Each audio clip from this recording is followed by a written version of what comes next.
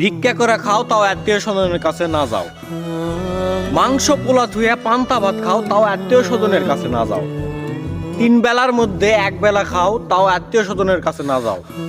খিদার জ্বালায় ছটপটা তুমি মরে যাও তাও আত্মীয় স্বজনের কাছে না যাও। এই কথাটা তুমি তখনই বুঝা পারবি যখন তোমার বয়স 17-18 পার হবে।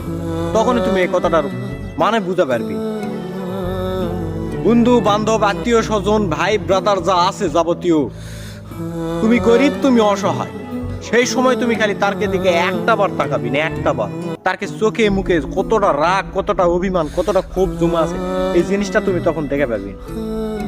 কারণ বর্তমান যে সময় বর্তমান যে জেনারেশন, তোমার কাছে টাকা আছে মানে তোমার কাছে সবকিছু আছে, তুমি সব জায়গায় যাবি, মান সম্মান মূল্য সব পাবি।